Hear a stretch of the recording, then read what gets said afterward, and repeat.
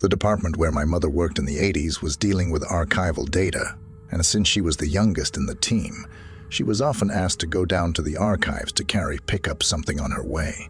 She knew everyone there well. The aunts liked to scratch their tongues with people from the big earth. No one was ever in a hurry to get anywhere. They fiddled with folders, documents numbered and filed, dozed in their places, knitted.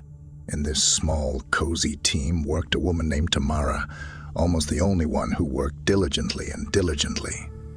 Quiet, petite, unconflicted, unremarkable, like a gray mouse. She looked prematurely aged and brush, and she was not even 35. Tamara lived alone with her mother, who was constantly ill, was not married, and had no children. From time to time, we hear and read parents complaining to their children. If you get married, I won't be afraid to die. The older generation is passing away, but our spouses and children keep us afloat and do not let us lose heart.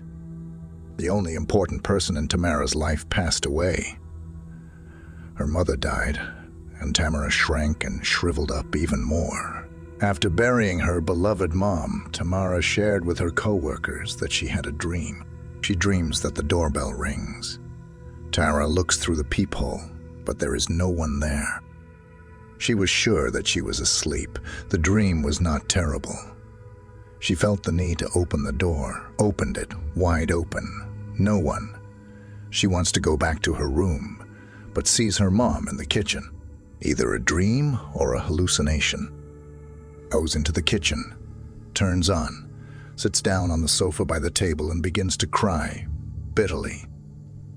Says out loud, "Mom, how I miss you without you. There is no life alone. How bad I feel. Already glitches have gone, because you are not really with me, and I all just seems. And what's next? Madhouse."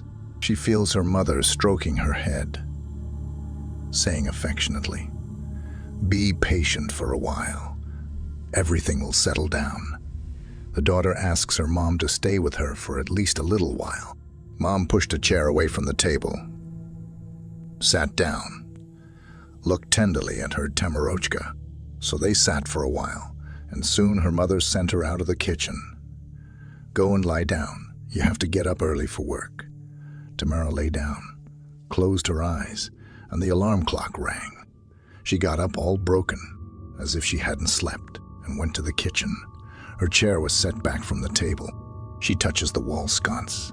It's warm. She thought, it wasn't a dream. In fact, I was sitting in the kitchen, moved the chair, talking to the void, thinking it was my mother. Everyone began to reassure Tamara that she was experiencing this after the death of a loved one, and that it would gradually pass. Soon Tamara died ridiculously. She slipped on the ice in front of her driveway, fell, hit her head on the curbstone. Instant death.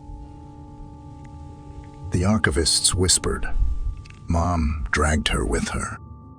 And it should be noted that the archives department, nicknamed Swamp, expressed its working ardor and will to win in one activity, namely in tea drinking and eating cakes of all kinds and sizes.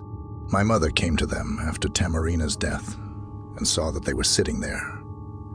Literally no faces on them, pale as meringue on their plates. My mom couldn't stand it and asked if they were all right. The supervisor, as she should, with a kala on her head and the uniform of selling pies on the corner, splash her hands. You won't believe how Tamarochka died. We became so restless, especially in the morning and evening. The lights go out, footsteps around. It's cold as a draft. Nina Fyodorovna curses at some footprints on the floor. And today we just sat down to drink tea. The architects needed some plans, some old stuff from the deep archive. We searched and searched. We couldn't find it. I come to my desk. I see them lying right in the middle. What is this? All our documents will get lost. No locks will help, and we are responsible. Another employee said that recently.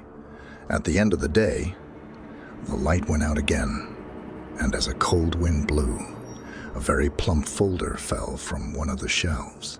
With a shriek, everyone flocked out into the corridor, and she remained sitting at her desk and dared to squeak. "Tamarachka, we love you and remember you. Please don't scare us anymore. We are scared," she assured, followed by a characteristic sound of a loud sigh. The archivists began to tell about strange cases. All saw and heard the same. Besides, documents are lost, mixed up with others, appear in old or new places. Clerical trifles are rearranged on the tables and in drawers. Personal belongings also travel. The cleaning lady also complained about the lights being turned off and about wet footprints on the floor, not of bare feet but of platform shoes. Winter boots on manna porridge were extremely popular. The footprints were not seen or ignored, and the complaints were attributed to the old grumpy woman's imagination. Finally, the cleaner decided to take action. She placed icons in the corners of the room, sprinkled the walls with holy water and prayers. The supervisor, more for the sake of order, squawked, "Nina Fyodorovna, stop this obscurantism." "Well, what are you doing?"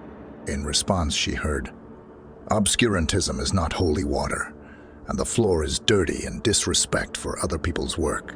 "Oh, girls, why don't you say thank you? I'll see Tamara every now and then. She walks around here. Do you want to see her? Do you want to see her?"